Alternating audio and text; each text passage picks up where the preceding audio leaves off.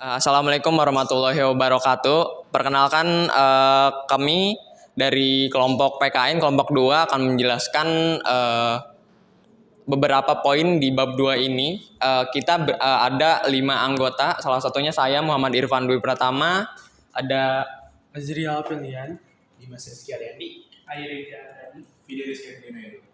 Oke, langsung saja kita ke poin yang pertama yaitu poin A. Oke, di sini ada poin A yang pertama, yaitu Pancasila dalam sejarah bangsa Indonesia. Permisi, mohon maaf. 1. Pancasila pra kemerdekaan. Proses perumusan Pancasila diawali ketika dalam sidang PPUPKI pertama ketika Rajiman Wedoningrat pada tanggal 29 Mei 1945 mengajukan suatu masalah tentang suatu calon urusan dasar negara Indonesia yang akan dibentuk. Selaku ketua BPUPK, Rajiman Wedoningrat meminta kepada sidang untuk mengemukakan dasar negara Indonesia merdeka. Permintaan itu menimbulkan rangsangan anamnesis memutar kembali ingatan para pendiri bangsa kebelakangan ini. Hal ini mendorong untuk menggali kekayaan kerohanian, kepribadian, dan wawasan kebangsaan yang terpendam lumpur sejarah. Begitu lamanya penjajahan di bumi pertiwi ini menyebabkan bangsa Indonesia hilang arah dalam menentukan dasar negaranya. Boleh lanjut? 2. Pancasila era kemerdekaan. Pada tanggal 6 Agustus 1945, bom atom dijatuhkan di kota Hiroshima oleh Amerika Serikat yang mulai menurunkan moral semangat tentara Jepang pada saat itu. Sehari kemudian, BPUPKI berganti nama menjadi PPKI, menegaskan keinginan dan tujuan mencapai kemerdekaan Indonesia. Next. Yang ketiga di sini ada Pancasila era Orde Lama. Terdapat 2 pandangan besar terhadap dasar negara yang berpengaruh terhadap munculnya dekret presiden. Pandangan tersebut yaitu mereka yang memenuhi anjuran presiden atau pemerintah untuk kembali ke Undang-Undang Dasar 1945. Dengan Pancasila sebagaimana dirumuskan dalam Piagam Jakarta sebagai dasar negara, sedangkan pihak lainnya menyetujui kembali ke Undang-Undang Dasar 1945 tanpa cadangan. Artinya dengan Pancasila seperti yang dirumuskan dalam pembukaan Undang-Undang Dasar 1945 seperti yang telah dinyatakan oleh PPKI. Keempat, ada Pancasila pra Orde Baru.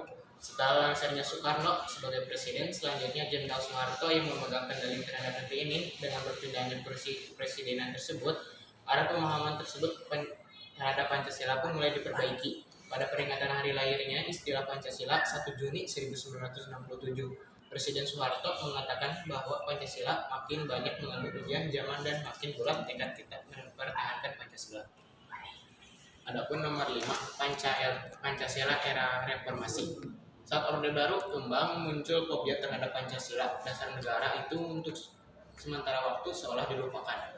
Karena hampir selalu identik dengan rezim Orde Baru, dasar negara itu berubah menjadi ideologi tunggal dan satu-satunya sumber nilai serta kebenaran.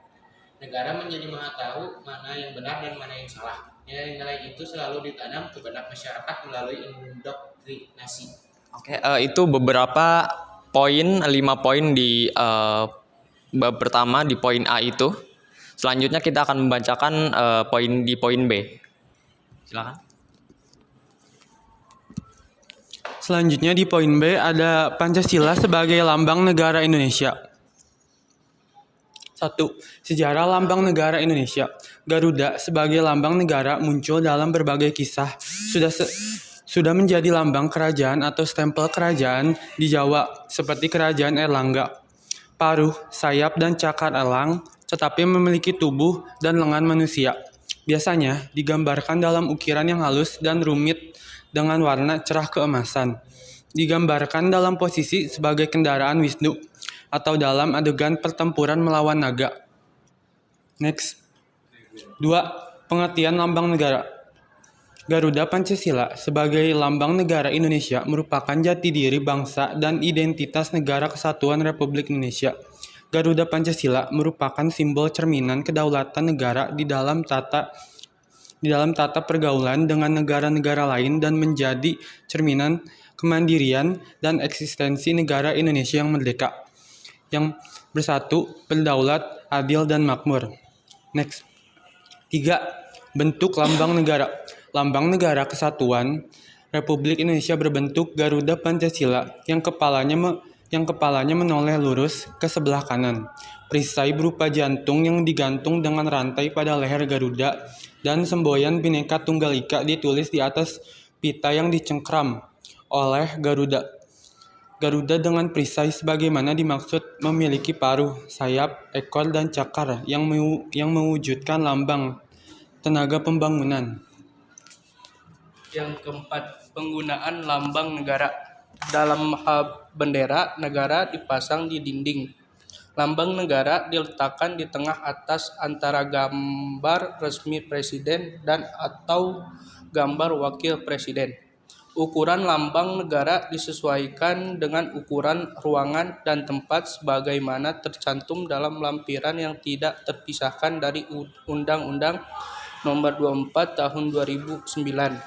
Lambang negara sebagaimana dimaksud dibuat dari bahan yang kuat.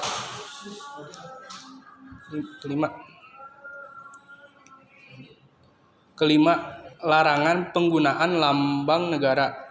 Pasal 57 Undang-Undang Nomor 24 Tahun 2009 merumuskan bahwa setiap orang dilarang.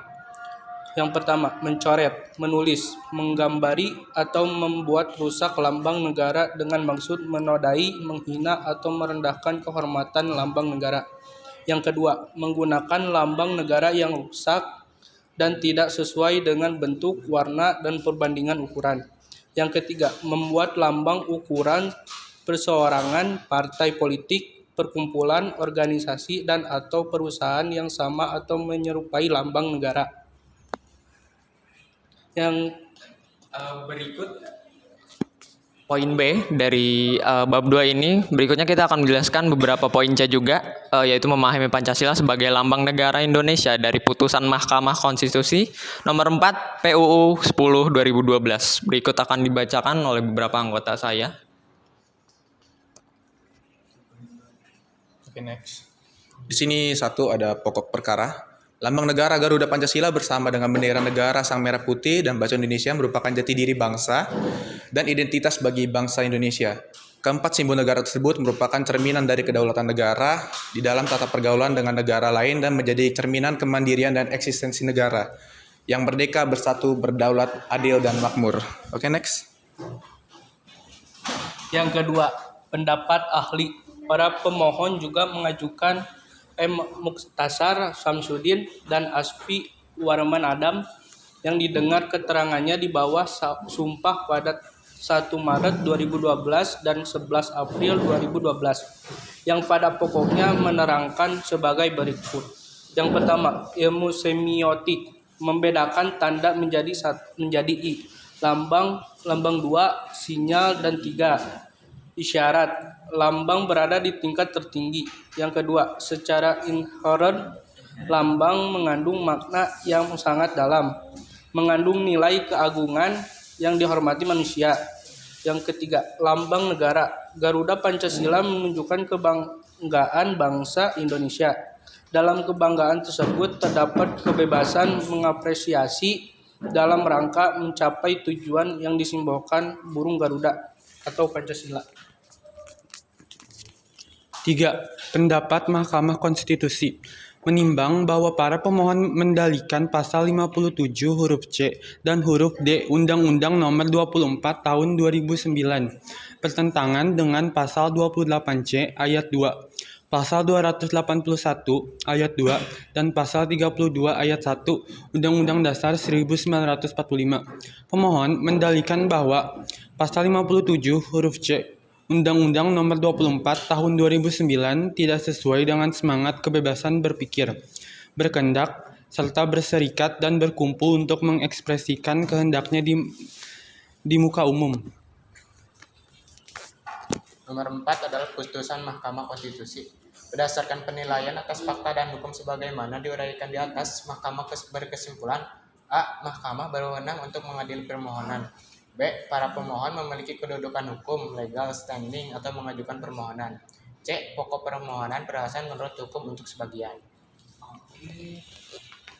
Berikut penjelasan beberapa poin dari bab 2 dari kelompok kami.